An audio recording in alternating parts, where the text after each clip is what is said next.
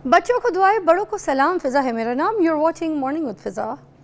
नाज़रीन, मूवीज़ में अक्सर आपने देखा होगा किसी शख्स को ये पता चला कि जवानी में या बुढ़ापे में जाके कि मैं तो बहुत अमीर ख़ानदान से था, पैसे वाले घर से था और मेरी ज़िंदगी तो बहुत खूबसूरत है, बड़ी प्यारी है। और फिर बाद में उसको पता चलता है कि भाई ये जो बच्चा है जो जवान हुआ है और ये जो है ना सारा सिस्टम ऐसा था कि ये किसी हॉस्पिटल में चेंज हो गया था और ये किसी गरीब माँ बाप का बच्चा था।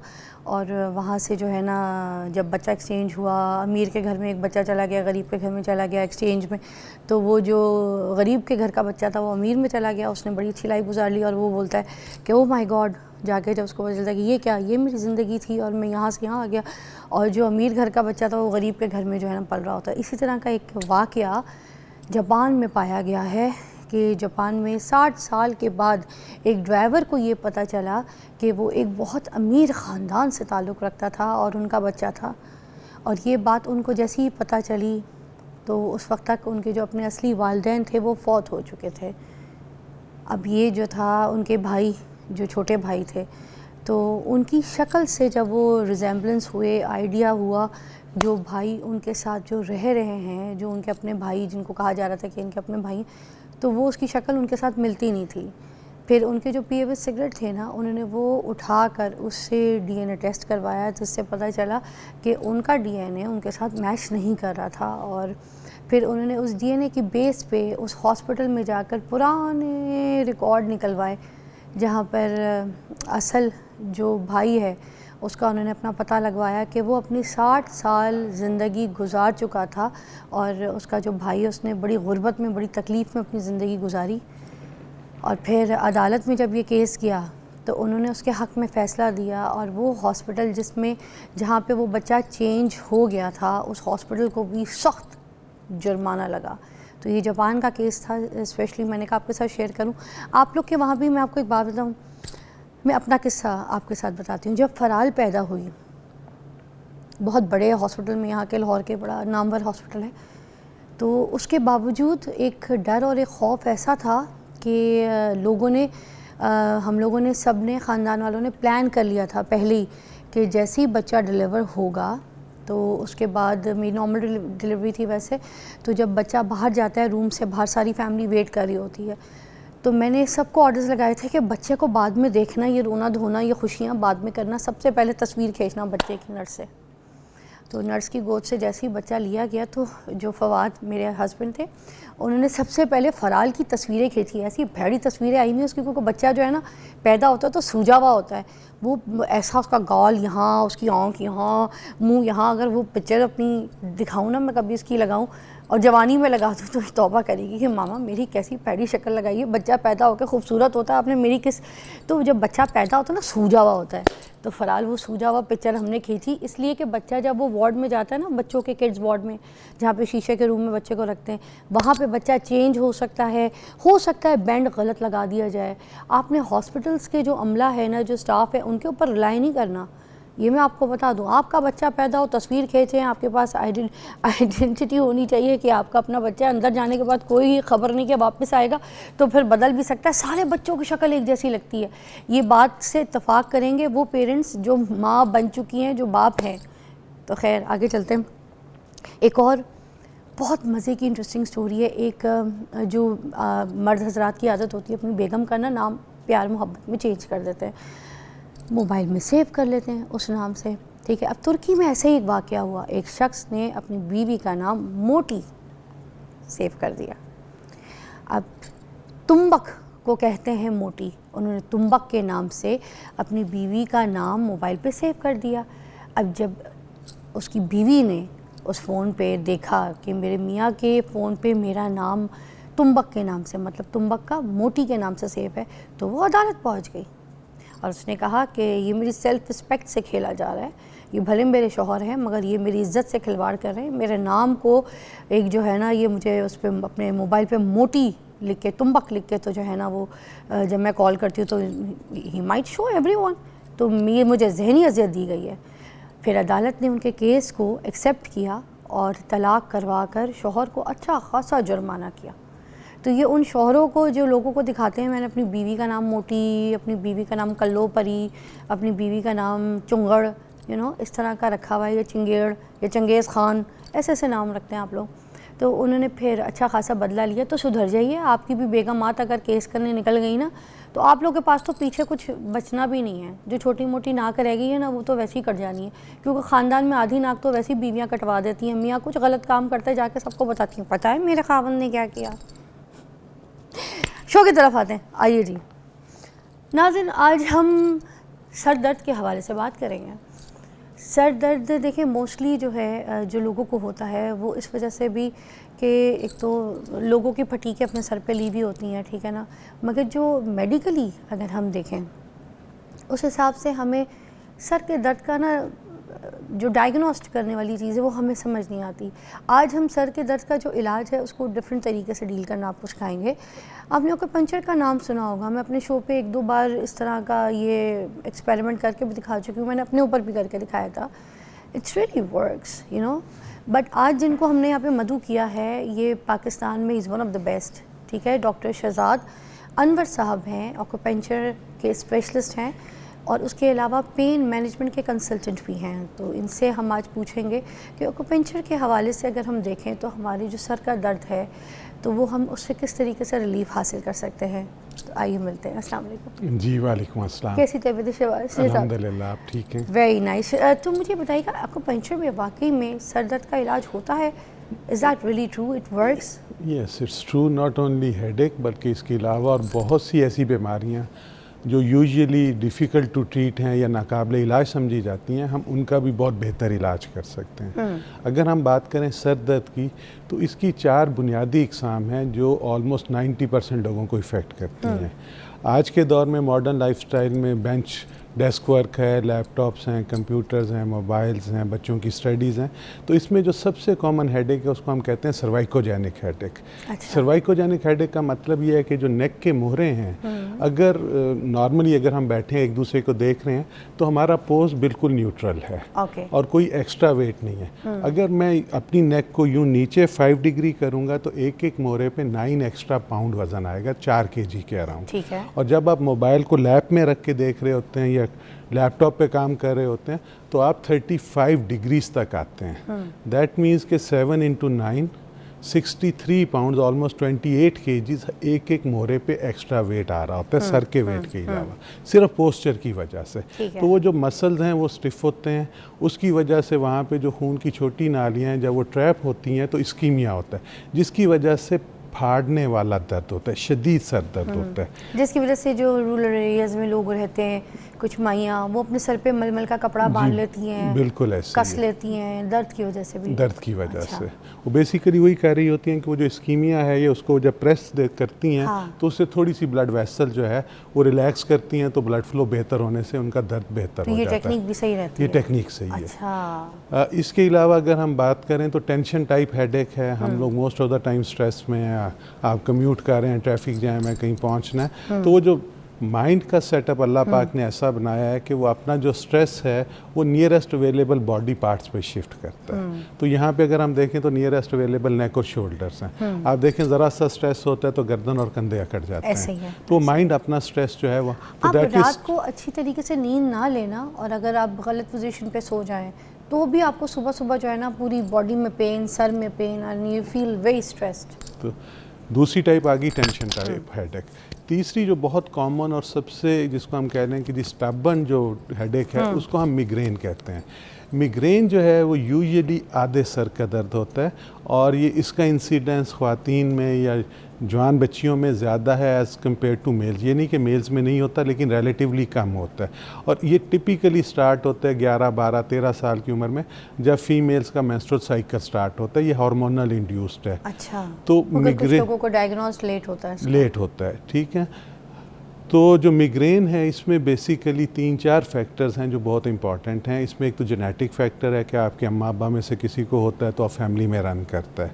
दूसरा, ये इसको हम जेनेटिक फैक्टर्स कहते हैं। दूसरा है एलर्जेंस, फूड एलर्जेंस, खाने में जैसे चॉकलेट्स हैं, कैफ़ीन है, हॉट ड्रिंक्स हैं, हॉट फूड्स हैं, वो इफ़ेक्ट करती हैं तो उसके रिस्पांस में चेंजेस आती हैं तो आपको मिग्रेन हेडेक होता है। आपकी नींद पूरी ना हुई, किसी वजह से मसल स्ट्रेन हुआ, यकदम सूरज में गए, सनलाइट का एक्सपोजर हुआ, तो ये मुख्तलिफ वजहों से मिग्रेन हो सकता है। तो ये जो 3 बड़ी काजेज़ हैं आपकी सर्वाइकोजेनिक, टेंशन टाइप हेडेक और मिग्रेन, ये almost everybody experiences it till the age of 40। उसके बाद इसका इंसिडेंस शायद 100% हो जाए। कौन सा ऐसा शख्स है जिसने आज तक सर दर्द नहीं भुगता? बिल्कुल, और मैं यही कहती हूँ हमेशा से कि स्ट्रेस जो है ना वो आपके साथ तब तक रहेगा जब तक आप ज़िंदा हैं। ऐसा कोई इंसान नहीं है जिसके पास स्ट्रेस नहीं है। चाहे छोटी छोटी हरकत जो हम लोग करते हैं ना उसमें भी स्ट्रेस मिलता है। सिर्फ हमें मरने के बाद जो है ना स्ट्रेस नहीं होगा। तो आप क्या चाहते हैं, देख ले।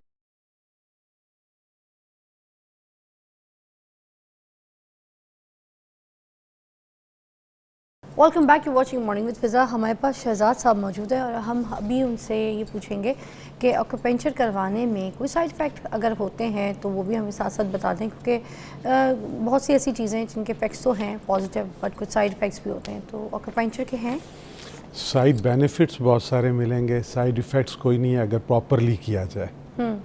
अगर टेक्निक गलत है या आप डर्टी नीडल यूज़ कर रहे हैं तो उससे इन्फेक्शन हो सकता है, अच्छा। ब्लीडिंग हो सकती है, आपको प्रॉपर अगर एनाटमी नहीं पता आप नर्व की इंजरी कर सकते हैं। लेकिन इफ़ यू नो कि कहाँ पे एक्यूरेटली नीडल को इंसर्ट करना है, तो बजाय कि हमें बाकी मेडिसिन की तरह साइड इफ़ेक्ट जैसे एसिडिटी, हार्ट बर्न है और चीज़ें हैं, तो इसमें साइड इफ़ेक्ट नहीं साइड बेनिफिट्स मिलते हैं। और इसके बाद के आफ्टर केयर क्या है?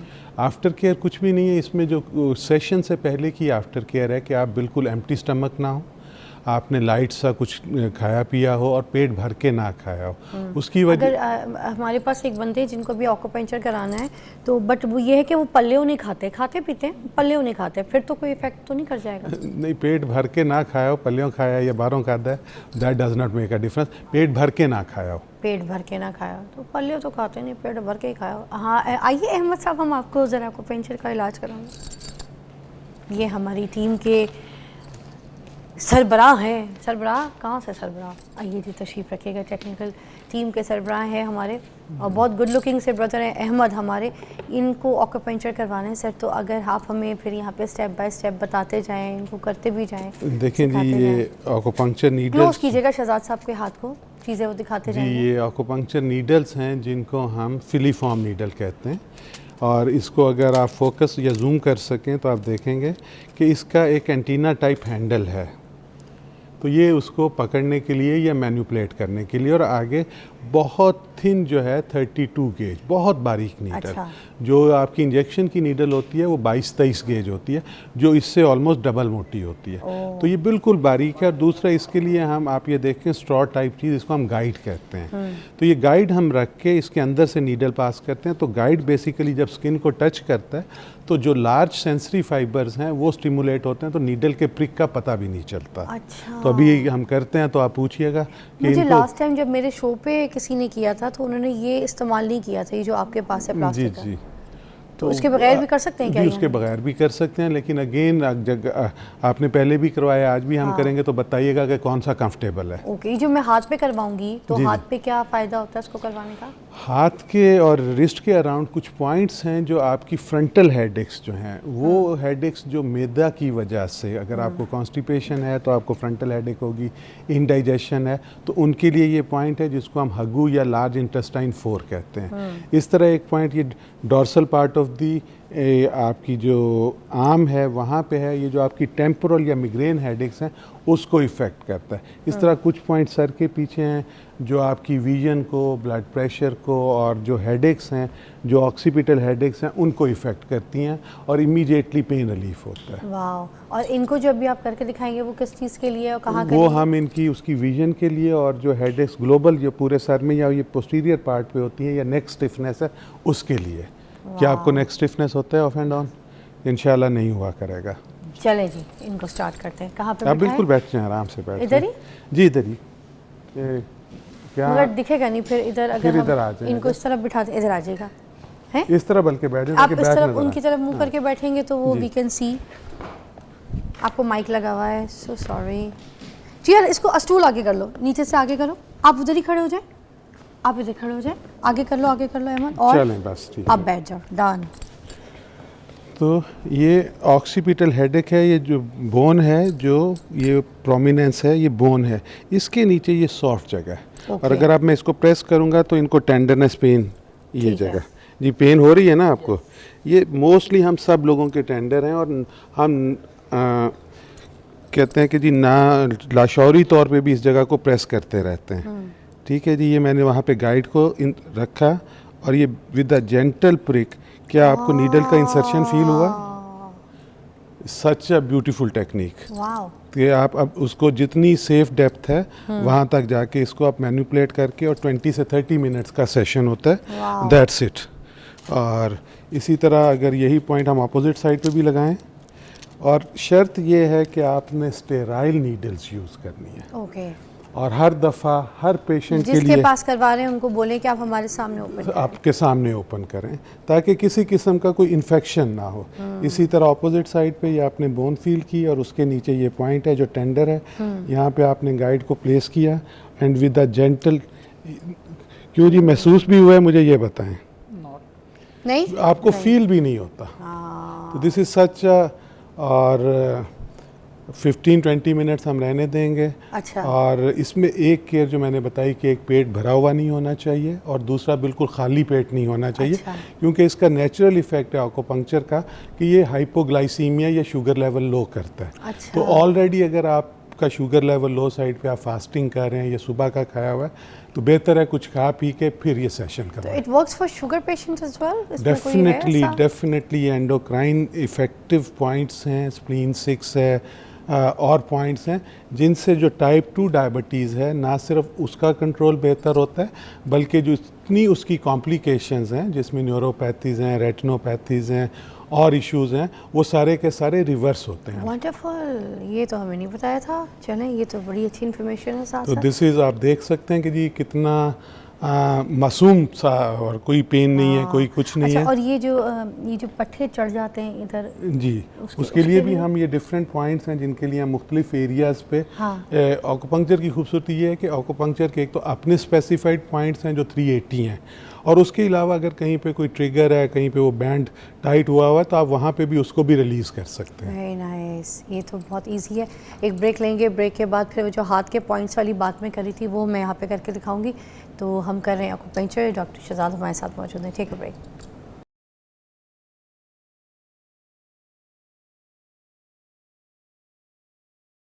वेलकम बैक नाज़रीन। एक्यूपंक्चर में बड़े सारे इलाज हैं, मगर मैं आपको बताऊं, आज जिन डॉक्टर से मैं आपको मिलवा रही हूँ ना, इनके पास नॉलेज भी है और ये काम में भी बहुत अच्छे हैं, नामवर हैं। तो एक्यूपंक्चर के लिए बहुत से लोगों के पास तलाश कर रहे होते हैं कि कहाँ जाना है, मगर सही जगह आप अगर नहीं जाएंगे तो एक्यूपंक्चर आपको कोई फ़ायदा नहीं देगी। क्योंकि वही बात है कि दुकान तो अपनी चमकाने के लिए बहुत से लोग खोल के बैठ जाते हैं, मगर सही बंदे की आपको पहचान नहीं होती। जब तक आप सही बंदे के पास नहीं जाएंगे आपका इलाज नहीं होगा। तो अभी मैं हाथ के ऊपर करवाने लगी हूँ, आप देखिएगा। हाथ के ऊपर के लिए बता भी चुके हैं, दोबारा एलैबोरेट करवाऊँगी कि हाथ का क्या क्या फ़ायदा है और कौन कौन सी नर्व्स पे लगवानी चाहिए। तो मैं तो आपके सामने लगवाऊँगी, ये देखिए जी। और ये देखिए, इस पॉइंट पे क्या आएगा? इसको हम कहते हैं लार्ज इंटेस्टाइन 4 या हगू। ये अगर आपके कोई डाइजेशन के इश्यूज हैं, मुझे ये बताएं, आपको फील हुआ? फील भी हुई नीडल? आपने पहले भी लगवाई थी? फील हुई थी। फील हुई थी, अभी फील हुई है आपको? नहीं। ये थोड़ा सा एरिया हैवी होता जाएगा कि यहाँ पे ब्लड फ्लो और वो एनर्जी फ्लो जो है वो इम्प्रूव करेगा। अच्छा, ये जो आपने प्लास्टिक की एक प्रेशर जो पॉइंट लिया, गाइड इसको हम उससे, उस गाइड से मुझे बिल्कुल पेन नहीं, बिल्कुल नहीं फील होती है। ठीक है, ऑपोजिट साइड पे। अच्छा, दोनों तरफ। अच्छा, और मेक श्योर जब आप भी लगवाएं तो जो गाइड है ना, इसके थ्रू लगवाएं, क्योंकि मुझे वाकई फील नहीं हुआ और ये सही था। और ये हैवी क्यों होना है? इसके मतलब इसका क्या होता है? ये होने शुरू हुई है जी, हैवी होगा कि वहाँ पे जो न्यूरो ह्यूमरल चेंजेस हैं, वहाँ पे ब्लड फ्लो इम्प्रूव करता है, तो उसकी वजह से। बस ये 2 लग रहे हैं ये मुझे? जी 2 लग और हाथ में कहीं और लगता है तो कुछ? यूजुअली यहाँ पे हम लगाते हैं ये जो साइड हेडेक्स के लिए, या उन लोगों में जिनमें कान में शांशा या सुनाई कम दे रहा हो। मुझे कम सुनाई दे रहा है इस। तो अच्छी बात है ना, बुरी बातें कम सुननी चाहिए। हाँ बुरी तो मैं तो अच्छी भी सुनने के कोई जोगी नहीं रही बेचारी, कोई कॉल आती है तो मैं चीखती रहती हूँ, क्या कह रहे हो, क्या कह रही तो हो। मैं प्रिक करता हूँ हाँ पॉइंट्स एक कर दें मुझे इस वाले कान में ना, जहाँ पे मुझे ये लगा है टॉक बैक है ना, IFB लगी है। ये जो IFB वाली कहानी है ना, ये जब ब्रेक के लिए चीखते हैं तो ऐसा चीखते हैं आपकी सोच भी नहीं होगी। जैसे कोई चोर को भगाने के लिए पुलिस का बताते हैं ना, पुलिस आ गई, ऐसे भगाते हैं। That's it. वाह बिल्कुल फील नहीं हुआ। फील भी नहीं होगा, ये आपकी हेडेक्स के लिए। और ये जो कान में भी कान आवाज का सही जो रहेगी? शोर है वो बेहतर हो जाएगा। ओ भाई मैं बहरी नहीं हूँ, उस पर कोई थंबनेल ना लगा देना नीचे, फिजा ने अपने बहरेपन का इलाज करवा दिया। मेरी टीम पता नहीं क्या है, मेरे साथ ही मुनाफकत करती है। कभी किसी मेरे गेस्ट के लिए कुछ नहीं लिखेगी, मेरे लिए सबसे पहले लिख देगी।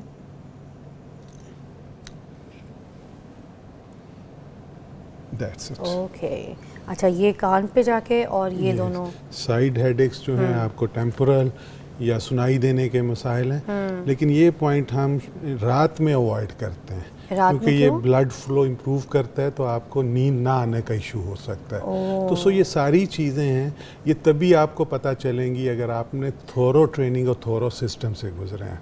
हमारे यहाँ अनफॉर्चुनेटली मसला ये है कि किसी ने किसी साहब साहिबा को करते देखा और उठा के शुरू कर दिया, क्योंकि रेगुलेशंस उस तरह से नहीं है। तो मेरी रिक्वेस्ट ये है आपकी ऑडियंस से कि काइंडली जहाँ भी आप जाएं किसी भी ट्रीटमेंट के लिए, मेक श्योर करें, उनसे ये पूछें कि जी आपकी ट्रेनिंग, आपकी क्रेडेंशियल्स और वो सारा, ताकि आपको पता हो कि आप पैसे भी स्पेंड कर रहे हैं और ट्रस्ट कर रहे हैं जिसके पास जा रहे हैं, तो एटलीस्ट प्रॉपरली क्वालिफाइड हो। अच्छा ये एंटी एजिंग के लिए भी काम करता है, आपको पता है? अगर आपको एजिंग का इशू है, आपको व्रिंकल्स का इशू है, आप अपनी एज को कम दिखाने के लिए और अच्छी हेल्थ के लिए आप इसमें एजिंग के लिए भी अपना ये ऑक्यूपेंचर करवा सकते हैं। एजिंग के कौन से पॉइंट्स होते हैं जिस पे काम करता है ये? जी एजिंग में जनरली हम कुछ पॉइंट्स हैं जिसमें स्टमक 36 है।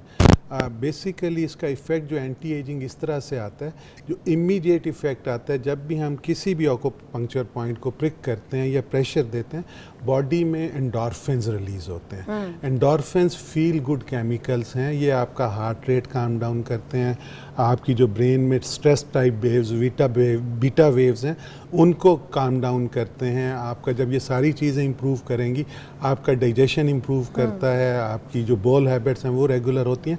तो वो जो स्ट्रेस की वजह से कॉन्टीन्यूसली बॉडी पे स्ट्रेन होता है और बॉडी एक्सेलरेटेड एजिंग कर रही होती है, तो वो ना सिर्फ स्लो डाउन होगा बल्कि आप रेगुलर सेशन लेंगे तो ये रिवर्स भी होता है। अच्छा ये फेस पे करते हैं आप? जी फेस पे भी होता है और बॉडी पे भी पॉइंट्स हैं, एक पूरा होलिस्टिक सिस्टम है। ओके और ये कितनी देर का प्रोसेस होता है ये? मतलब यूजुअली 12 to 15 सेशंस, वंस और ट्वाइस अ वीक।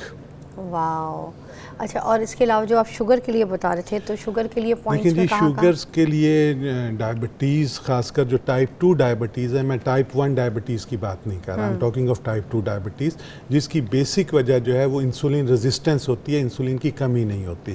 जो इंसुलिन रेजिस्टेंस है वो ये है कि बॉडी इंसुलिन तो नॉर्मल प्रोड्यूस कर रही है, लेकिन वो रिसेप्टर जिनके साथ ये जाके अटैच होती है और शुगर लेवल को मेनटेन करती है, वो उनकी सेंसिटिविटी कम हो जाती है। तो ऑक्यूपंक्चर एंडोक्राइन इफेक्टिव है और वो पॉइंट खासकर स्प्लीन 6 है, स्टमक 36 है, लार्ज इंटेस्टाइन 10 है, ये वो पॉइंट्स हैं जो इंसुलिन जो सेंसिटिविटी है उसको इम्प्रूव करते हैं।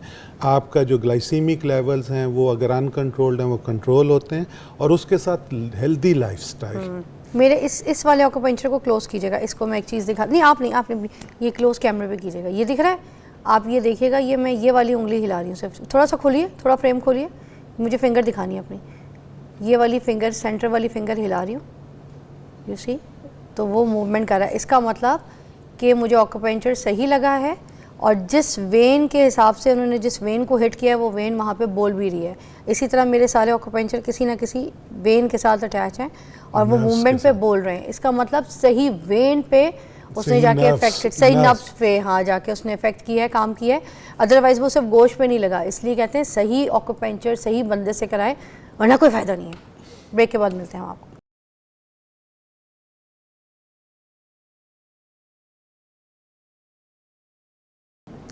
अच्छा, 20 मिनट का ये प्रोसेस है और ये 20 मिनट के लिए देखें इस तरह से लगा के आप अपनी ज़िंदगी के जो काम काज करने हल्की फुल्की आज के हिलजुल फ़ोन सुन सकते हैं, काम कर सकते हैं, वहाँ पे बैठें और लगवा लें और लगाने के बाद 20 मिनट के बाद या 15 मिनट के बाद आप इसको निकाल लें।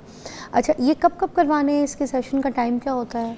यूजुअली इनिशियली आप ट्वाइस अ वीक सेशन करवाएंगे, उसके बाद once a week, then every fortnightly, total 12 to 15 sessions on average. और एज क्या है इसमें रिक्वायर्ड, कब से करवा सकते हैं इसको? एट एनी गिवन एज हमारे पास वो बच्चे भी आते हैं जो फिज़िकली मेंटली डिलेड होते हैं, सीपी बच्चे हैं या ऑटिस्टिक हैं, उनमें हम कर रहे हैं। और वो पॉपुलेशन एजेड जिनका स्पाइन डिजनरेट कर रहा है, नी डिजनरेट कर रहा है, पार्किंसंस है, डिमेंशिया और इश्यूज़ हैं, तो from 1 day to 100 years you can come. वाह, क्योंकि इसके कोई आपने कहा साइड इफ़ेक्ट्स ही जी, कोई साइड नहीं, फायदे बेनिफिट्स फायदे हैं वेरी डेफिनेटली। नाइस। तो जो बच्चों को पढ़ाई में इश्यूज होती है, बच्चों को याद नहीं होता, उनके लिए कोई ऐसी उनकी है जी नर्व्स के डेफिनेटली, लिए जिन कोई? बच्चों में फोकस या टेंशन या शॉर्ट टर्म मेमोरी या स्कूल रिलेटेड मेमोरी के इश्यूज़ हैं, उनमें डेफिनेटली, बल्कि एक ज़माने में हमने ये बात है 2010-11 की, हमने लम्स के साथ मिलके एक पूरा प्रोजेक्ट किया था 60 बच्चों पे। तो वो बच्चे जिनको शॉर्ट टर्म मेमोरी या उसका इशू था, तो उन बच्चों पे हमने 12-12 सेशन किए और उनके रिजल्ट्स में और उनकी ग्रेडिंग में बेतहाशा फ़र्क पड़ा।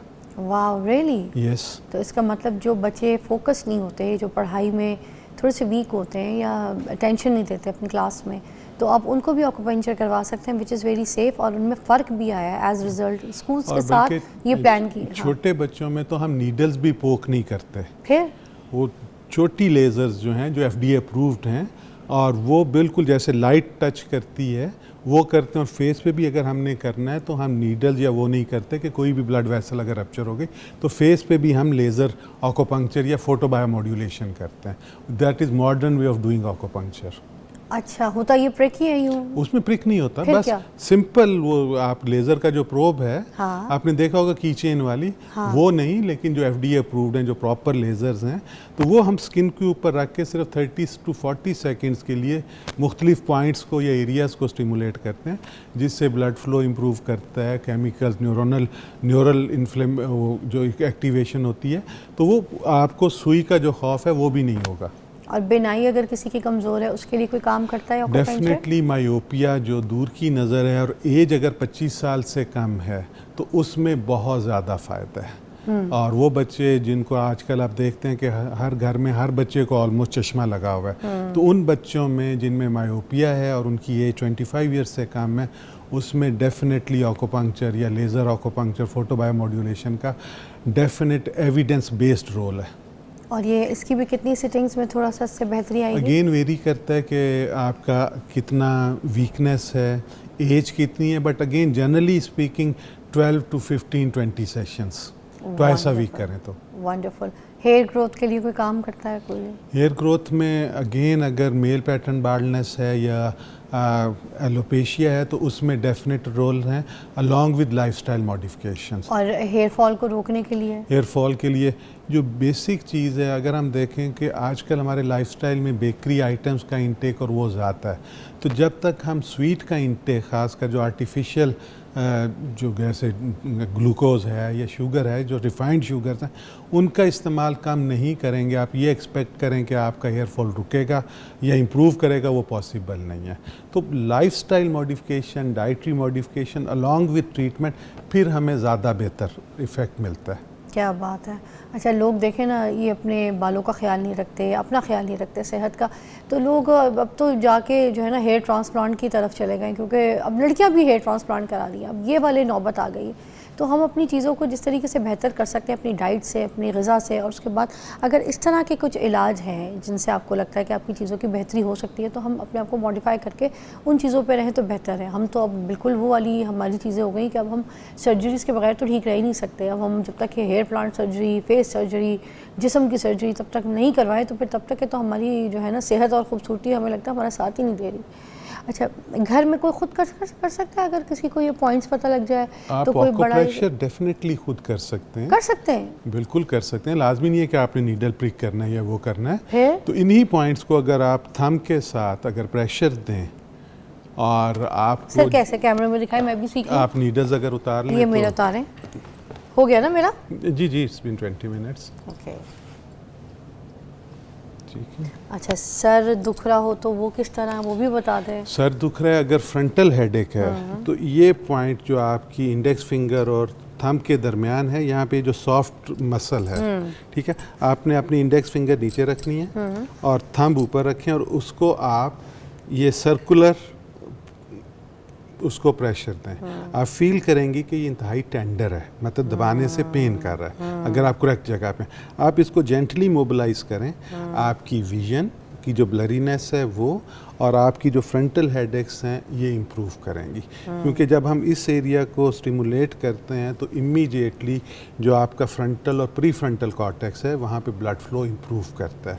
अच्छा। और ये दोनों जो पार्ट्स हैं दी ब्रेन, ये आपकी एग्जेक्टिव डिसीजन मेकिंग और उसके लिए बहुत इंपॉर्टेंट है। अच्छा, ये भी एक ऑक्यूपेंचर ही है? ये ऑक्यूप्रेशर है। ऑक्यूप्रेशर है, ठीक है ना। हम मतलब पर्पज़ ये है कि जो एनाटॉमिकली डिफाइंड पॉइंट्स हैं बॉडी पे उनको हम स्टिमुलेट करें। ओके। उसके लिए सबसे जो आसान तरीका है वो थंब प्रेशर है। ठीक है। दूसरा जो है वो आप नीडल यूज़ करते हैं। तीसरी जो मॉडिफिकेशन हुई है वो हम लाइट या लेज़र लाइट यूज़ करते हैं ऑक्यूपंक्चर के लिए, जिसको हम फोटो बायोमॉड्यूलेशन कहते हैं। तो ये कोई इनमें से कोई भी 3 तरीकों में से जो आपको, और सबसे आसान ये जो ये नहीं ना, ये गलत नहीं, कर रही हूँ मैं? ये जी बिल्कुल। Okay. नेल नहीं चाहिए, ये सॉफ्ट पार्ट जो है आपका। अच्छा, soft इसको part. ये देखें, ये करके दिस इज द पार्ट जिसको got आप it. कर रहे हैं, आई गॉट इट। ये ओके। ठीक है। सर मुझे एक बार करके दिखाएं किस ये जगह पे देखिएगा। करा। अच्छा, यहाँ ये पे- point है। अच्छा, ठीक है। हाँ, मुझे नहीं हो रहा था, अब तो समझ आप आया। खुद पॉइंट जो है ना अब पता चल गया। जी। वाओ। और ये मोस्टली एक हाथ पे ज्यादा टेंडर होता है। हाँ, अब समझ आई। देखो मैं ठीक गलत है। कह रही थी। थैंक यू सो मच, बहुत अच्छा लगा आपसे मिलके। And you are such a good soul और गुड डॉक्टर। ठीक है, Thank you so we'll take a much. short break. We'll see you after break.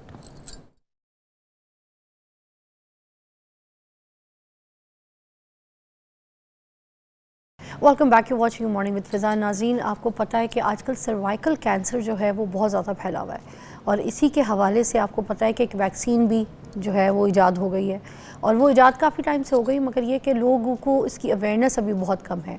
और कुछ लोग ऐसे हैं कि जो बहुत घबरा रहे हैं कि हमारी छोटी छोटी बच्चियाँ हैं जो उनको हम इस तरह से कैसे लगा सकते हैं, क्योंकि आपको पता है इसको हम आई थिंक 13-14 के, अभी मैं इसको कंफर्म कर लूँगी, 13-14 की एज से इसको लगाना है, या फिर 10 एज ओल्ड बच्ची जो है वो भी लगा सकती है। तो इसका जो एज टाइम है वो भी हम पूछ लेंगे और हम सारी इसके बारे में इंफॉर्मेशन आज हासिल करेंगे कि क्या is it safe for the girls, क्योंकि सर्वाइकल के बारे में इतनी ज़्यादा इन्फॉर्मेशन लोगों को है ही कोई नहीं।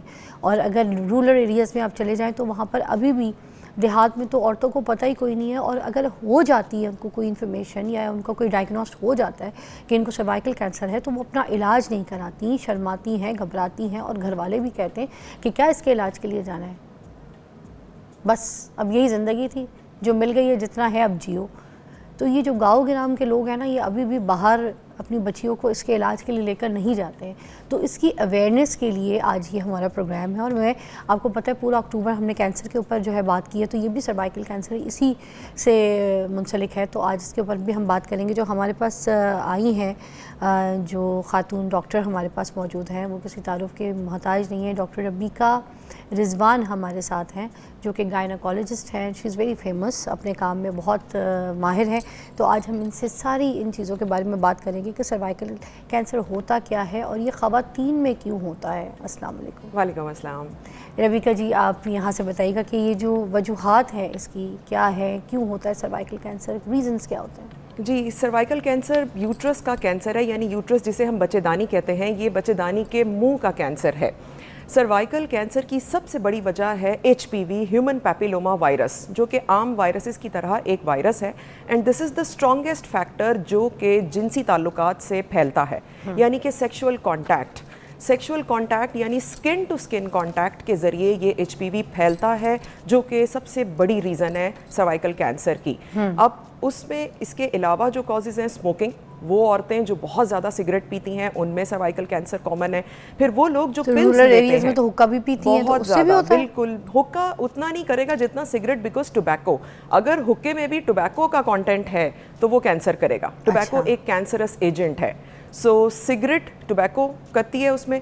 इसके अलावा ओरल कॉन्ट्रासेप्टिव पिल्स, अगर कुछ ख़वातीन जो बहुत अरसे से फ्रीक्वेंटली पिल्स ले रही हैं तो they are the high risk candidate for cervical cancer. Really pills बहुत कॉमन है हमारी सोसाइटी में, लोग बर्थ स्पेसिंग के लिए पिल्स ले लेते हैं इंटरकोर्स तो के शादी बाद। के जैसी बाद जो लड़कियां हैं वो तो पिल्स पे ही लग जाती हैं, पिल्स आपको पे पता लग है। जाती हैं। 5 साल से ज़्यादा अगर पिल्स का इस्तेमाल है, हाँ। एटलीस्ट 10 ईयर्स या इवन मोर देन 5 ईयर्स, तो पिल्स की वजह से, हार्मोन्स की वजह से सर्वाइकल कैंसर होने के चांसेस हैं। Oh my God. इसके अलावा वो लोग जिन्हें बहुत ज़्यादा लिकोरिया है, जिन्हें बहुत ज़्यादा डिस्चार्ज के मसले रहते हैं, बदबू वाला डिस्चार्ज, फाउल स्मेलिंग, ब्लडी, जिसमें थोड़ा थोड़ा ब्लड भी आ रहा हो, वो लोग बहुत स्ट्रॉन्ग कैंडिडेट हैं जिन्हें सर्वाइकल कैंसर हो सकता है।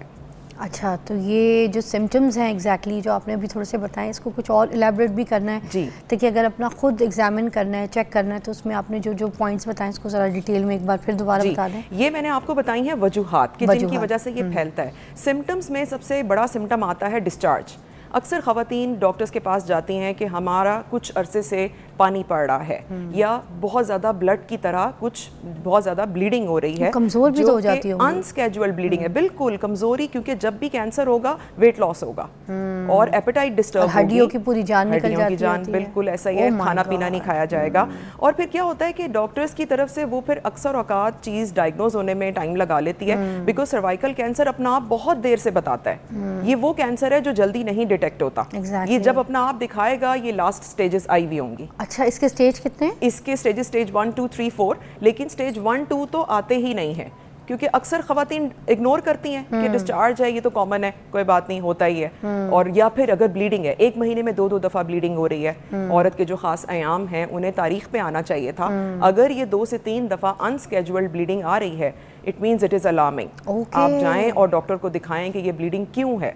अच्छा, उसमें फिर और हैवी ब्लीडिंग होना। हैवी ब्लीडिंग होना, सो डिस्चार्ज का आना, हैवी ब्लीडिंग होना, नीचे प्रेशर पड़ना, बहुत ज़्यादा पेल्विक पेन, अक्सर हम इग्नोर कर देते हैं, हमें नीचे नलों में दर्द है, पेल्विक पेन का होना, वेट लॉस होना, वजन बहुत घट रहा है, कमर में दर्द, कोई कमर और में चीज़, दर्द, इसके अच्छा। अलावा खाना पीना खाया नहीं जा रहा, एपेटाइट कुछ अरसे से कम हो गई है, Okay. ये तमाम आंखों के नीचे इसके हल्के, सिम्टम्स हैं।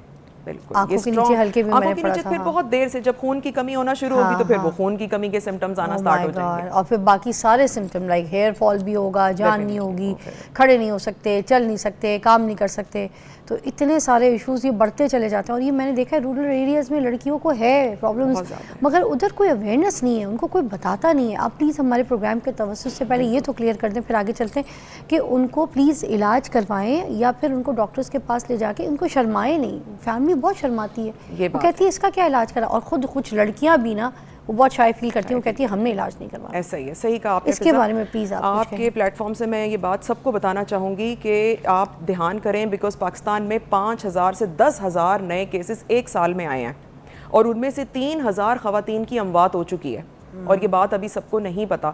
सो सर्वाइकल कैंसर बहुत तेज़ी से फैल रहा है और ज़रूरी नहीं है कि इसमें सिर्फ हाइजीन मैटर करती है। अक्सर लोग समझते हैं कि हम अपने आप को तो बहुत साफ़ सुथरा रखते हैं, हमारी हाइजीन बहुत अच्छी है, ऐसा नहीं है। कभी कभार इम्यूनिटी का ड्रॉप होना, क़ुव्वत मुदाफ़ियत अगर नहीं है तो तमाम तरह की बीमारियाँ अटैक करती हैं इंसान के ऊपर। तो ये चीज़ें, और दूसरी बात मल्टीपल पार्टनर्स, ये मैं आपके प्लेटफॉर्म से ज़रूर एक बात हाईलाइट करूँगी जिसे मायूब समझा जाता है, लोग बात नहीं करते। अगर एक औरत के भी मल्टीपल पार्टनर्स हैं या एक मर्द के मल्टीपल पार्टनर्स हैं, अब वो शादीशुदा भी हो सकते हैं, गैर शादीशुदा भी। एक औरत है, उसकी तलाक हुई या वो विडो है, बेवा है, 2-3 शादियां हो गई। इसी तरह शौहर है, बीवी अगर फौत हो गई या डिवोर्स हो गई, 2-3 शादियां हो गई। अब यानी वो 2 से 3 मल्टीपल पार्टनर्स आ गए किसी भी तरह। तो एक ये बात बहुत इंपॉर्टेंट है। दूसरा, यानी मैंने कहा जिनसी ताल्लुकात, इससे ये सबसे ज़्यादा फैलता है। एक मियाँ बीवी जो शादीशुदा जोड़े में हैं, उनमें सर्वाइकल कैंसर होने के चांसेस नहीं हैं। लाइक एक पार्टनर के साथ, एक पार्टनर के Okay. साथ। अगर वो मल्टीपल पार्टनर्स किसी भी तरह टच आ गया तो अब थोड़ा सा केयर करने की ज़रूरत है। और इसके लिए 2 बातें हैं, या आप स्क्रीन करें या आप प्रिवेंट करें। सो प्रिवेंशन या स्क्रीनिंग 2 बातें हैं जो कि गांव देहात में, रूरल एरियाज़ में पता होना चाहिए। और ये कि जल्दी शादी करना, जितना जल्दी सेक्सुअल कांटेक्ट होगा उतने चांसेस हैं कि सर्वाइकल कैंसर बढ़ेगा। और आपको पता है कि ये तो दोबारा सॉरी बिकॉज What? जल्दी What? शादियां 15 साल 16 साल, जल्दी सेक्सुअल कांटेक्ट हुआ, ज़्यादा चांसेस हो गए। अच्छा, तो थोड़ा सा शादी की एज को इसीलिए लीगलाइज किया गया कि बहुत सी चीज़ें हैं जो कि अर्ली मैरिजेस की वजह से सामने आती हैं। सो अर्ली सेक्सुअल कांटेक्ट ये भी रिस्क फैक्टर है, इसका ध्यान करें। और इसके अलावा पिल्स को ऐसे नहीं खाएं डॉक्टर्स की इजाज़त के बगैर, और अगर ब्लीडिंग के मसले होते हैं तो ज़रूर दिखाएं। हम एक पैप स्मेयर का टेस्ट करते हैं, इसे पैप टेस्ट कहते हैं, और ये बहुत मशहूर है लोगों में, शीशे वाला टेस्ट। उसमें हम यूट्रस के मुंह से एक सैंपल ले लेते हैं, वो सैंपल लेबॉर्ट्री में जाता है, फिर हम देखते हैं, वो हमें कैंसर तो नहीं बताता लेकिन वो हमें प्री कैंसरस स्टेज का बता देता है कि आने वाले वक्तों में कैंसर होने वाला है। तो अच्छा, ये फिर कोई आम औरत ऐसे करवा सकती है? और ये हर औरत करवाए, हर औरत करवाए, including doctors, including professional personal, शादी के 1-2 साल के बाद, या ये तो शादी से पहले भी करा सकते हैं, लेकिन ये कि शादी से पहले ये मसला होता है कि चूंकि हमने विजाइनल कोई भी इन्वेजन नहीं करनी होती, लेकिन अब तो लड़कियां मेंस्ट्रुअल कप्स भी यूज़ कर रही हैं बहुत ज़्यादा। लेकिन बहरहाल बेहतर है कि 25 साल के बाद, 25 से 50 साल की हमारी एज ग्रुप है जिसमें हम हर 3 साल बाद पैप स्मेयर करते हैं। 25 साल से पहले तो ज़रूरत ही नहीं होती, लेकिन अभी गाइडलाइंस इसमें हैं कि 25 से 50 साल में 3 साल और 50 से लेके 65 साल की उम्र में 5 साल। हर 5 डॉक्टर वीका, हम एक ब्रेक लेंगे, उसके बाद ज्वाइन करेंगे, मगर मैं आपको एक चीज़ यहाँ पे क्लियर कर दूँ कि इससे पहले भी जब सर्वाइकल कैंसर के ऊपर मैंने बात की थी तो आप लोगों ने सोशल मीडिया पे मुझे बहुत गंदा करने की कोशिश की थी, बहुत गलत अल्फाजों से आपने मेरे बारे में मीम्स बनाए थे, वीडियोस को वायरल किया था। मगर खुदा के लिए एक बात सुन लीजिए, समझ लीजिए इस चीज़ को अच्छी तरीके से कि सर्वाइकल कैंसर जो है वो कोई ऐसी कोई गंदी बात नहीं है, कोई वल्गर बात नहीं है जो मैं यहाँ पर वल्गैरिटी फैला रही हूँ या मैं इस तरह से खुल्ला बात कर रही हूँ, उस तरह से अपने लफ्ज़ों को, और ये डॉक्टर साहब जो अपने खुले लफ्ज़ों में समझा रही हैं। आपकी बहन, आपकी अम्मी, आपकी बेटी किसी भी इस बीमारी का शिकार हो सकती है। एक बीमारी है और ये एक वो बीमारी है जिससे जान जा सकती है, ठीक है। उसने आगे ज़िंदगी में जीना है, अपनी ज़िंदगी को लेके बढ़ना है, तो आपकी माँ, बहन, बेटी कोई भी इसका शिकार हो सकता है। तो आपने अपनी इस ज़बान को बंद रखना है, उनका इलाज करवाना है, और मुझे गंदा करने से पहले दिमाग में सोच लेना है कि मैं किसी अच्छे कॉज के लिए यहाँ पर बोल रही हूँ, मैं आपकी अवेयरनेस के लिए यहाँ पे काम कर रही हूँ। तो खुदा के लिए अगर कुछ सोच समझ के किसी के लिए कोई काम करें ना, तो फिर अवेयरनेस के लिए काम करें। इस रील को वायरल करते हैं तो अवेयरनेस के लिए वायरल करें कि लोग सर्वाइकल कैंसर का इलाज करवाएं, ना कि आप लोग मेरी को नीचे किसी ने कॉमेंट लिखा तो देखें मैं क्या करती हूँ। ब्रेक लीजिए।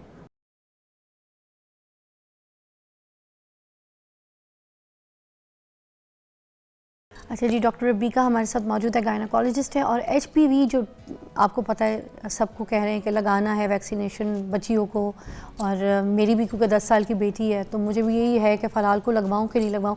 तो आपसे हम शुरू करते हैं, बताइए, is it very important, is it safe?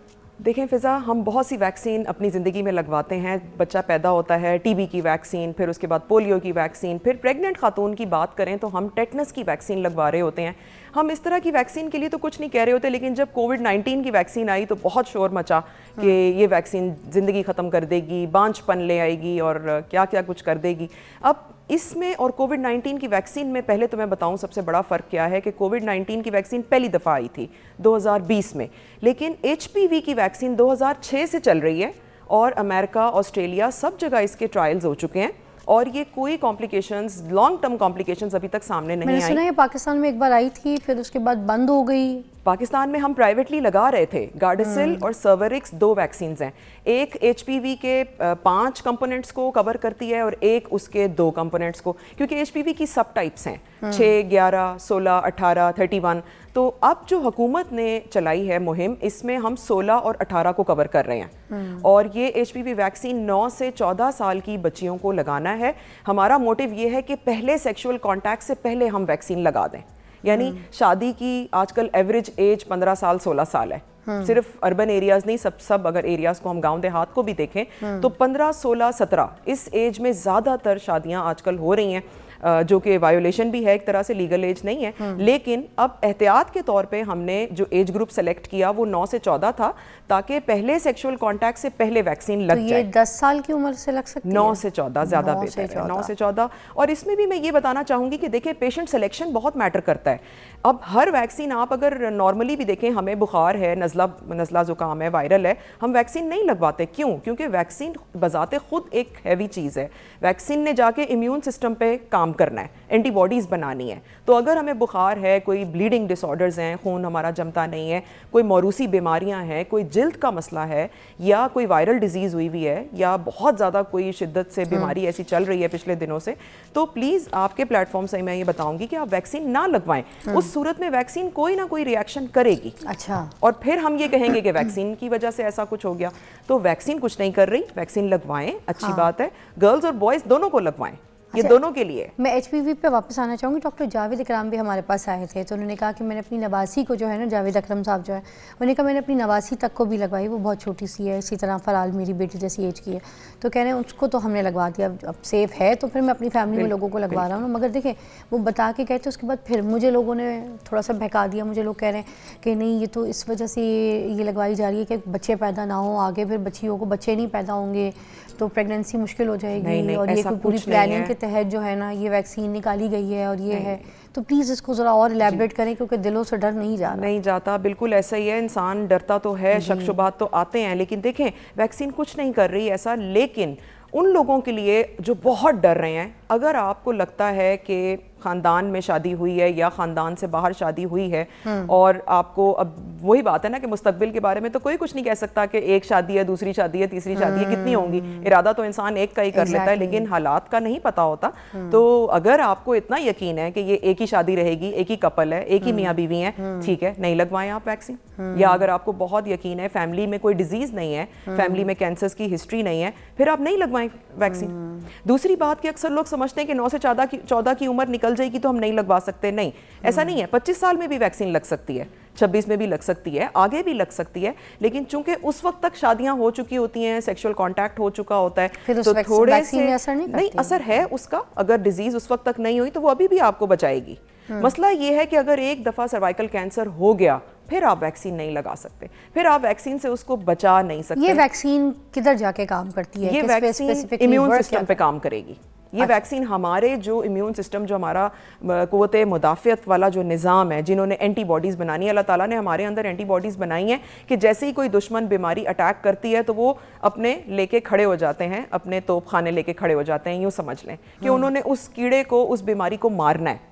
तो अब ये वैक्सीन एंटीबॉडीज बना देगी HPV के लिए, सिर्फ HPV के लिए। इसका ये हरगिज मकसद नहीं है कि आपने वैक्सीन लगवा ली और औरत जो है वो सिगरेट पीती जा रही है कि हमने तो वैक्सीन बड़ी खुल के बोलूँगी। देखें ये जो वैक्सीन है बाहर के ममालिक से आई है, आपको पता है वहाँ की ईजाद है। अब वहाँ पे ये चीज़ जो है ना बहुत ज़्यादा कॉमन है कि वहाँ पे सेक्सुअल जो है लड़का लड़की कोई किसी के साथ शादी हो ना हो, 6 हो 8 हो 12 हो 10 हो, दे डोंट माइंड। उनका एक कल्चर का ये सीन है। तो वो तो अगर they are not even from the red light area, तब भी वहाँ पे ये scene too much on. School के ज़माने से खुल्लम खुल्ला शुरू हो जाती है। हमारे जो मुल्क है, हम जहाँ पे रहते हैं, ये पाकिस्तान में, यहाँ पर तो हमारी बच्चियों का ये कोई सीन नहीं होता। हमारे तो कोई ऐसे इस तरह का ऑन नहीं है सीन, ना ही हमारी चीज़ें कोई कल्चर का हिस्सा है। तो फिर जब हमारा सेक्सुअल इंटरेक्ट इतना है ही नहीं इस तरह का, तो फिर हम अपनी बच्चियों को क्यों लगाएं? ये तो उन जगहों की लोगों के लिए ना जिन मुल्कों में सेक्सुअल इंटरेक्ट बहुत ज़्यादा है और बहुत ज़्यादा सेक्सुअली बच्चे जो हैं वो आगे बढ़ चढ़ के। एक्चुअली ऐसा नहीं है। सेक्सुअल कांटेक्ट यहाँ पे भी, पाकिस्तान में भी बहुत ज़्यादा है, जो कि शादी से अलावा भी है और शादीशुदा कपल्स में भी है। सो ऐसा नहीं है, हम बिल्कुल आंख नहीं बंद कर सकते। मल्टीपल पार्टनर्स हैं हमारे मुल्क में भी और अब बढ़ते जा रहे हैं। मैंने इसीलिए बताया कि हमारी एक सही साल अच्छी में फैमिलीज हैं जो बच्चों को बहुत सही तरीके से देखती हैं, अपनी बच्चियों को भी एंड ऑल दैट, उनमें तो ऐसा कोई सीन नहीं। और हमारे पास ज़्यादातर ऐसी फैमिलीज़ हैं। देखिए वो जो ऐसी फैमिलीज़ हैं वो तो खुल के सामने आ जाती हैं, वो लड़कियां भी आ जाती हैं, मगर जो नहीं हैं उनको तो फिर उनको तो ज़रूरत नहीं है ना। मतलब हम सबको एक बाउंड तो नहीं कर सकते। जिन फैमिलीज़ में ऐसा सीन ही है, जिनको पता है उनकी बच्चियाँ ऐसी हैं, घर घराना ऐसा है, शरीफ फैमिलीज़ हैं, तो वो उनको तो पता है ना, तो वो तो ना लगवाएं ना। ये तो क्लियर है ना। मैंने इसीलिए ये बात कही कि वो लोग जिनको लगता है हमारी फैमिली, उनको पता है सारा, और जिनमें शादी हो रही है उस फैमिली का भी पता है सारा, तो वो बेशक नहीं लगवाएं। ठीक है, हाँ अच्छे घर में जा रही है, लड़का शरीफ है, अच्छा आपको पता है, अगर किसी औरतों में नहीं जाता कहीं और। लेकिन फिजा देखें, हम फैमिलीज को कहाँ ब्लेम कर सकते हैं? फैमिली, हर फैमिली अच्छा ही सिखाती है। बहुत कम ऐसा होता है कि, लेकिन हर कोई अच्छा सिखाता है। बट इवन देन हमने उस चीज़ को देखना है कि अगर ऐसा हो गया तो क्या करेंगे। हम बिल्कुल आंख बंद करके नहीं बैठ सकते ना कि अगर ये रिलेशनशिप चल रहा है और अगर इससे बीमारी फैली तो क्या करेंगे। तो उसको बचाने के लिए हम वैक्सीन लगवा रहे हैं कि चलो अगर कहीं ना कहीं ये जिनसी ताल्लुकात के ज़रिए बीमारी फैलना शुरू हो गई तो पहले से वैक्सीनेटेड होगा तो बीमारी नहीं फैलेगी। क्योंकि 3000 का नंबर एक साल में बहुत ज़्यादा है। हमें पता है, हम अस्पतालों में देख रहे हैं, तो 3000 का नंबर बहुत ज़्यादा है, जो अभी अभी जवान औरतें इससे जा चुकी है, उनकी जान जा चुकी है। तो ये देखने की ज़रूरत है। I got it. रबीका जी के भी पॉइंट जो है काफ़ी स्ट्रॉन्ग है। और खैर एक ब्रेक लेंगे, ब्रेक के बाद दोबारा ज्वाइन करेंगे, हम मज़ीद इधर से इलैबोरेट करेंगे।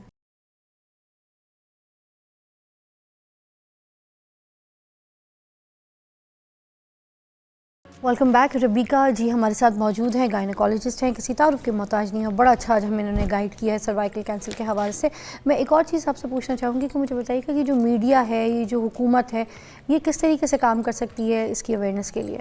बिल्कुल, मीडिया डिफरेंट प्लेटफॉर्म्स के थ्रू इनमें अवेयरनेस कर सकती है। जैसे आपके चैनल के थ्रू आज अवेयरनेस जाएगी, पॉडकास्ट हो सकते हैं, अखबार है, डिफरेंट इसमें हम अवेयरनेस के सेशंस को रिकॉर्ड करके तमाम गांव देहात में चला सकते हैं कि सर्वाइकल कैंसर की क्या वजूहात हैं, क्या इसकी सिम्टम्स हैं, किन वजूहात पे हम ये कहेंगे कि हम डॉक्टर को रुजू कर लें, वैक्सीन किन लोगों को लगे, किन को ना लगे, वैक्सीन लगाने के बाद किन चीज़ों का ध्यान करना है, अगर थोड़ा बहुत बुखार हो रहा है, जिल्द की रंगत बदल रही है, क्या देखने की ज़रूरत है।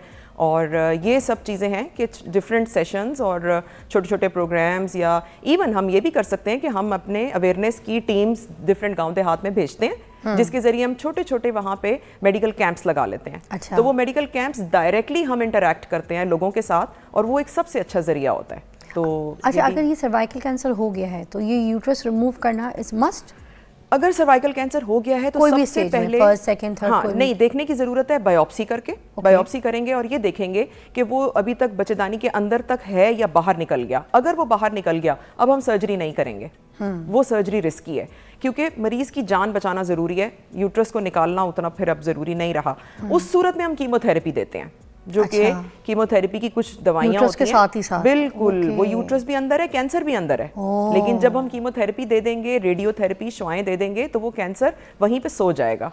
अच्छा, वो और ये जब जो सो जाएगा रेडिएशन है, तो हमें ज़रूरत नहीं पड़ेगी निकालने की। रेडिएशन उधर उसको फ्रीज कर देगा? रेडिएशन उस चीज़ को वहीं पे, उस प्रोसेस को ख़त्म कर देगी, क्योंकि कैंसर क्या होता है? कैंसर का मतलब है uncontrollable growth of normal sales. ठीक एक है। नॉर्मल सेल थे, उन्होंने अपना आप बिगाड़ लिया, उनको गुस्सा आ गया, वो अपना आप बिगाड़ चुके हैं, और वो बुरी तरह डिवाइड होना शुरू हो गए, फैलना शुरू हो गए, नशोनुमा पाना शुरू हो गए। वो अच्छा, कैंसर है। तो अब ये- जब हमने शुआएं दी, वो रुक गए उसी जगह। अच्छा, और ये जो एग्स होते हैं औरत के, इसमें इसके क्या जी, चांसेस होते हैं कि वो अगर- ठीक रहेंगे या निकालना उनको भी बिल्कुल, ज़रूरी आपने है? बहुत इंपॉर्टेंट पॉइंट हाईलाइट किया।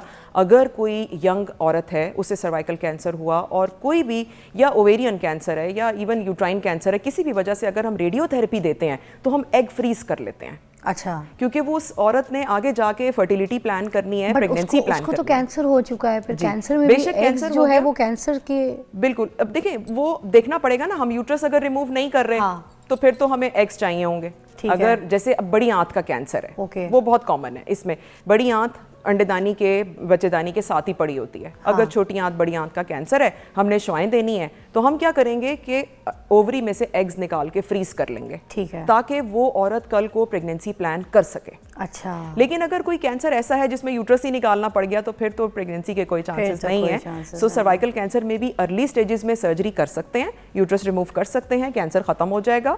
लेकिन अगर वो यूट्रस से बाहर चला गया तो अब कीमोथेरेपी या रेडियोथेरेपी देख के सिलेक्शन करनी पड़ती है। थैंक यू सो मच, बहुत बहुत शुक्रिया रबीका जी। आपके साथ और भी मैंने कुछ और ऐसे ऐसे शोज़ जो हैं वो प्लान करती रहूँगी मैं, क्योंकि आपकी एक तो स्पीड मुझे बहुत अच्छी लगी, समझाने का स्टाइल बहुत अच्छा लगा, and you are such a good soul. I am honoured, I am nice to meet you, thank you so much. Will take a short break, will be right back.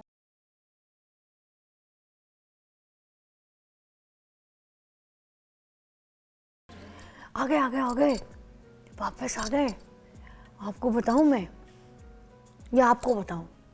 आपको बताती हूँ। मेरे पास एक बहुत अच्छे आर्टिस्ट है, बहुत सीधे साधे, बहुत मासूम से, नज़र अब्बास साहब हैं।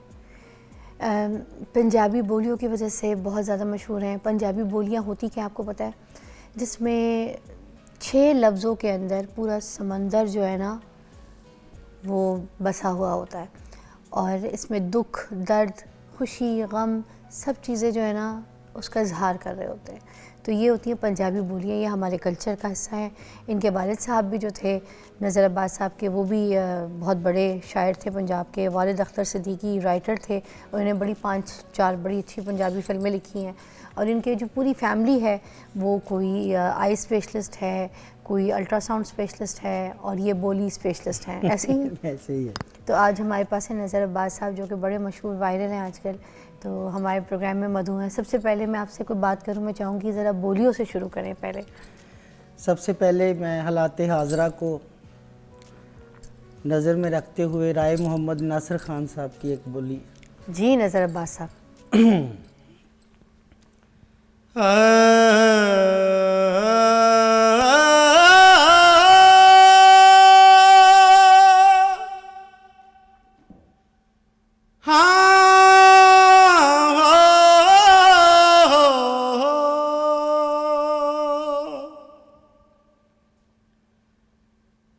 ਤੈਨੂੰ ਪੁੱਤਰਾ ਸੁਣਾਵਾ ਕਿਹੜੀ ਲੋਰੀ, ਹਾਂ ਤੈਨੂੰ ਪੁੱਤਰਾ ਸੁਣਾਵਾ ਕਿਹੜੀ ਲੋਰੀ, ਪਈ ਛੱਤਾਂ ਵਿੱਚੋਂ ਬੁਏ ਕਰਦੀ। वाह वाह वाह, ये एक बोली आपने सुनाई हमें, और कोई गम वाली बोली सुनाएंगे अब हमें, जिसमें बड़ा गम दुख दर्द हो। एक सैयद फिदा बुखारी साहब की बोली। हाँ हाँ। ओ तेनू सद सद गूंगियां होया, तेनू सद सद गूंगियां होया, हाँ तेनू सद सद गूंगियां होया, तू अखियां दी आवाज ना सुनी।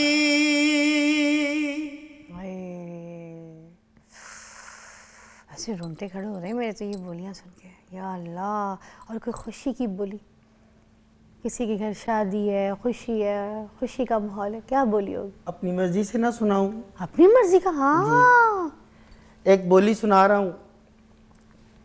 मेरे शहर के सांगला हिल के शायर हैं। क्या नाम है?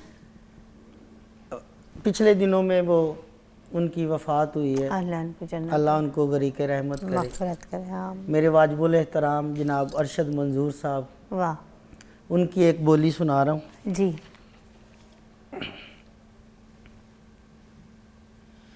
ओ ने हाथ की मलाया हंस के, सजना मया,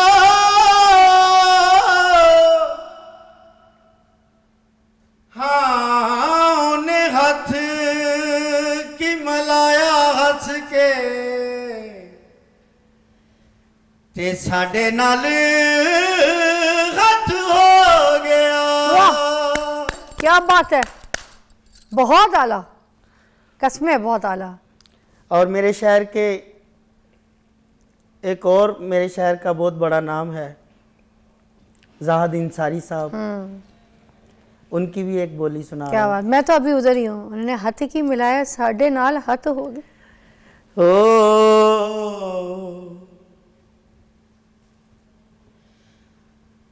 मेरे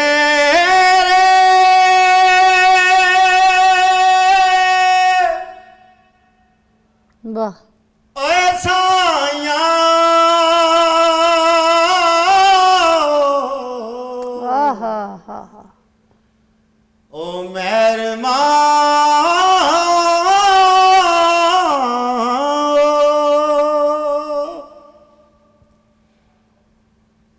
मेरे, वाह। दुखड़े जे तू भी नहीं वनने, ते रब्बा मेरी मां मोड़ दे। वाह वाह वाह वाह वाह। एक बोली बड़ी बारीक बोली है सलीम शहजाद साहब की। अच्छा। हाँ एक डंग दी रोटी बदले, एक डंग दी रोटी बदले। वाह। ओ तू मन ना मना,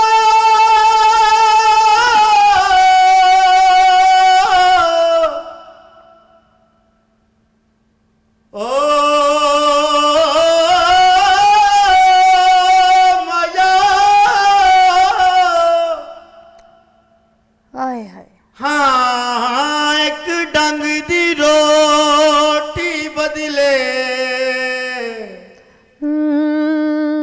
एक डंग दी रोटी बदले। सुभान अल्लाह। हो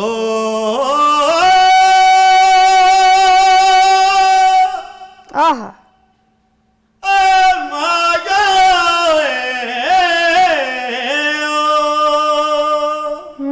मैया वे मैया। एक डंग दी रोटी बदले वीरा ने मेरे पुत सांभले। ओ वाह क्या बात है, वेरी नाइस वेरी नाइस। बहुत भारी वजन से, बहुत बहुत आला, बड़ा प्यारा वजन से, बहुत बहुत आला, बहुत आला। हाँ तेरे हुंदिया मैं नाज उठावा। वाह मेरे बड़े प्यारे मोहतरम है असगर भट्टी साहब नारोवाल से, अच्छा उनकी बोली है ये। ठीक है। तेरे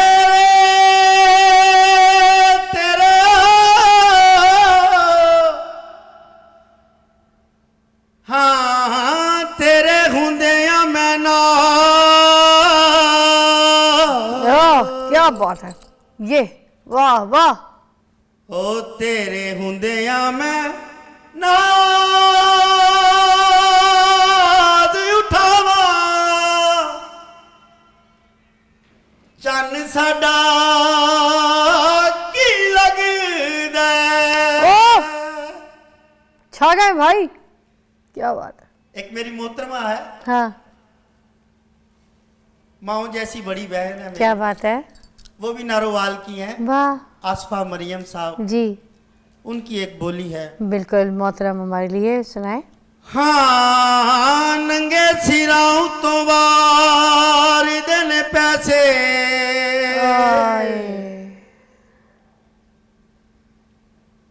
सजना वया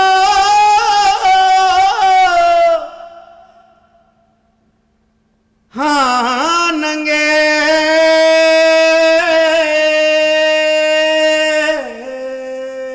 वाह वाह। नंगे सिरां तो वार देने पैसे ते कजियां नू कौन पुछदा। टू गुड, बहुत आला, बहुत। सुनिए आपकी अपनी भी कोई है तो सुना, जैसे बैठे के वक्त खत्म हो जाए।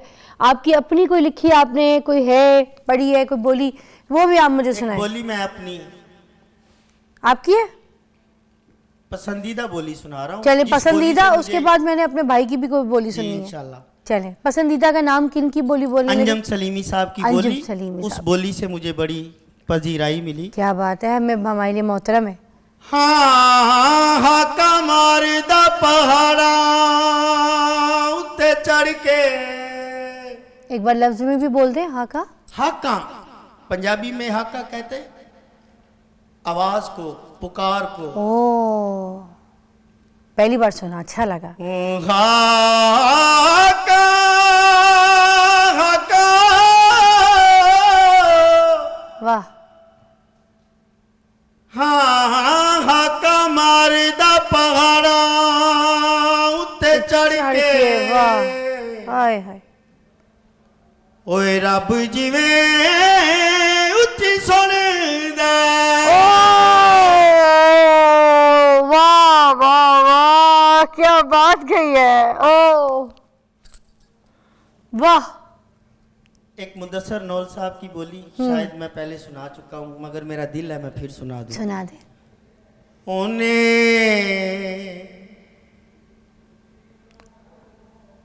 ओने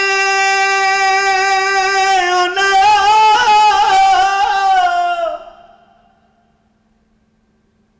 हाँ ओने सांभ सांभ रख ले पटोले। वाह ते दिलां नाल खेडदी फिरे। वाह। एक मैं बोली नसीर बलोच साहब की सुना रहा हूँ। ओए होए होए। ओ मैनू कहन लगा हथ छड़वा के, मैनू कहन लगा हथ छड़वा के। हाँ मैनू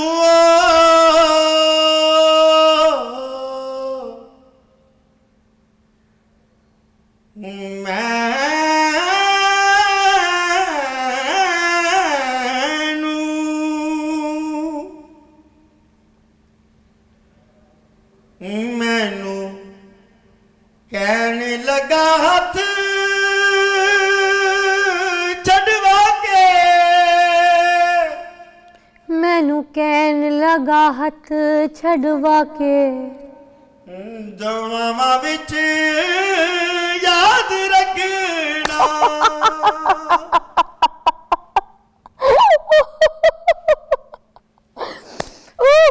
मेरे बड़े मोहतरम है, मेरे अदब की जगह एहसन सादक साहब, पूरी दुनिया में नाम है क्या बात है, क्या बात है, मोतबर। उनका। दो बोलियां ताज़ा उनकी मैं सुनना वाह, चाह रहा मज़ा आ गया। वैसे दिल नहीं मेरा प्रोग्राम ख़त्म हो, बड़ा मज़ा आ रहा है।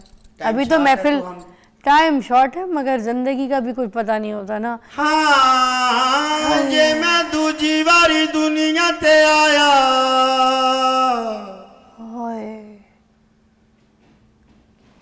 जे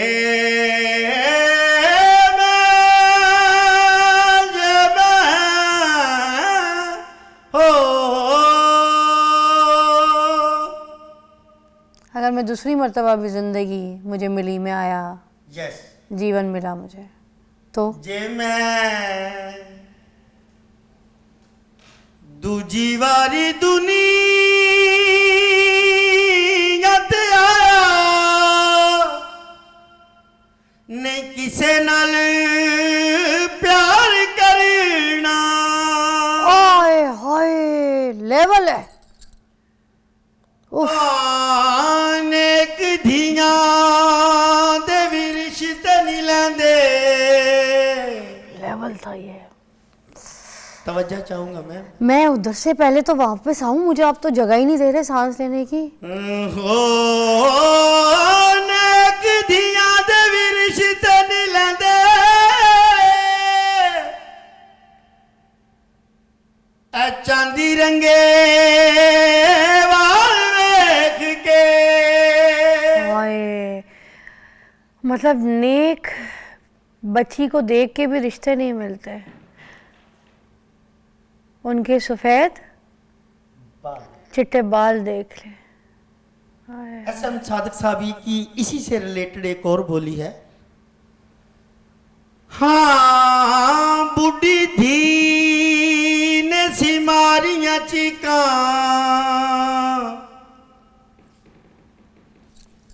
बुढ़ी धी ने सी, बेटी ने, बूढ़ी बेटी बूढ़ी ने, बेटी माँ बाप के घर में बैठी बूढ़ी, उसने चीख बूढ़ी मारी। की बात कर। अच्छा,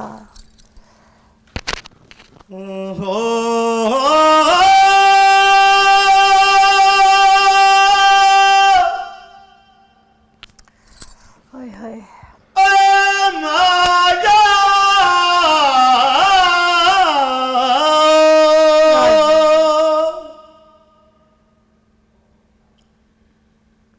बुढ़ी दी ने सी मारियां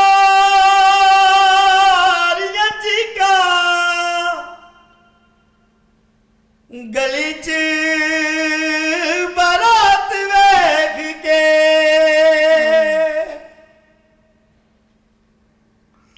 आखिर में एक बोली या अल्लाह। मिर्जा साहब की,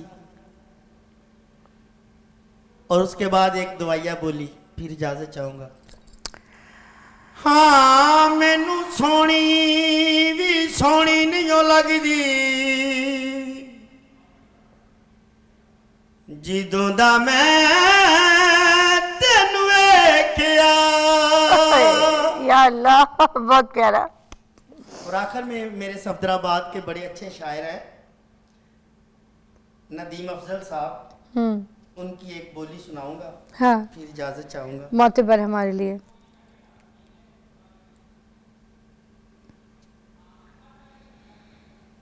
जी, क्या समा बांध दिया।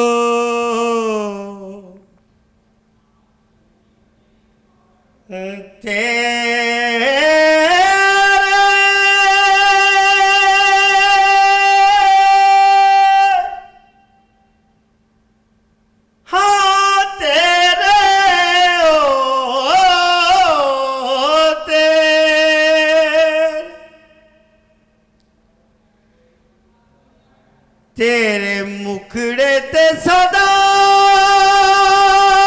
रंगासे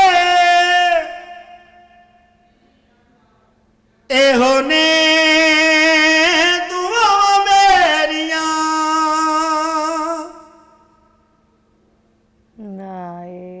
वाह वाह वाह वाह, वल्लाह बहुत प्यारा, इतना प्यारा। एक दो बोली रहनी है वो सुना के फिर मैं ओ झट घड़ी जे सबर तू करदा।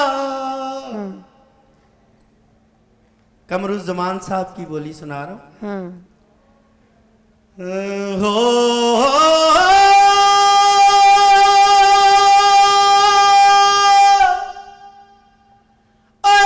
झट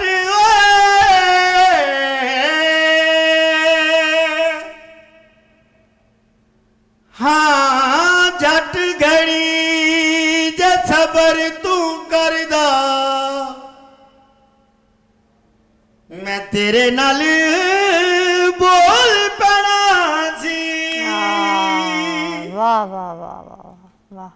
और आखिर में असगर बलोच साहब की एक बोली सुना रहा हूँ। तत्ते